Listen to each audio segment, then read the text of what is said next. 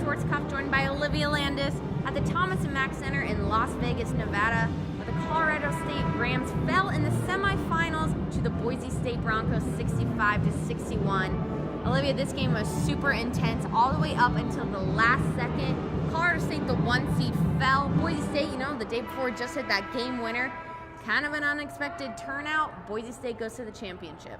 This was definitely, I think, something a lot of people weren't necessarily expecting. However, that is time and time again why we call it March Madness, because you really never know what to expect going into these tournaments. Some key players for Boise State, Yair Rodriguez, had 14 points. A lot of these players were really just making clutch shots. There wasn't much they could do about it. It was a really good basketball game. It was competitive.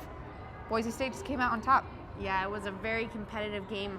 Also, Boise State, Riley Luford, head coach CSU Ryan Williams said they got Luford in that fourth quarter. She dropped 17 points tonight. I think one shot was from inside. The rest were all three-pointers. Deadly from the arc. 100% the reason why Colorado State fell. They did shoot better from their game before yesterday at 9%, but still, Boise State just completely deadly from behind. It was very unexpected. Boise State definitely outshot Colorado State, and I think that's what was proved to be detrimental to CSU. But again, if you look at the stats, this was an incredibly close game. It was a great basketball game. Not only was CSU and Boise State just a 2-point difference from inside the paint, but as well as rebounding. Both teams were hitting the boards. So you know what? Sometimes things like this happen, and Boise State was just the lucky one to come out on top.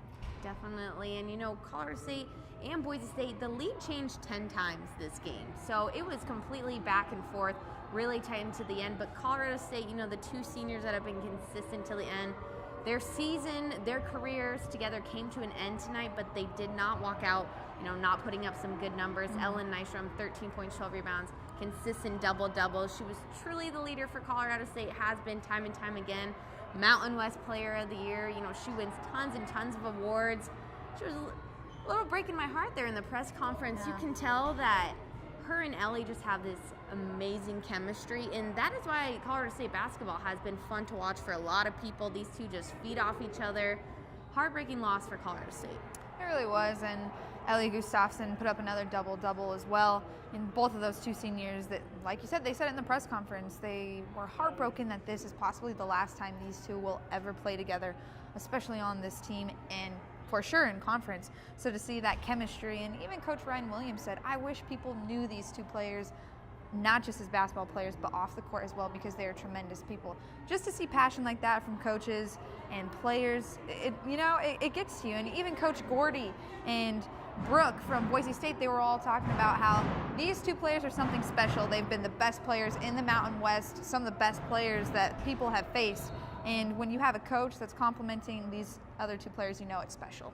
Yeah, those two seniors definitely gain a lot of respect from their fellow teammates and players and coaches. They are truly going to be missed from the Colorado State team, but they will not be forgotten. Well, the Colorado State women's basketball team has officially been dropped out of the Mountain West Championship after falling to Boise State today. However, they may get a bid into another tournament, maybe possibly the NIT. That is all the updates we will have for you for the rest of the season on the Colorado State women's basketball team. And Boise State will continue into the championship round versus the winner of the UNLV Rebels and the Fresno State Bulldogs. We will, however, have more updates for you on the men's team throughout the rest of the week.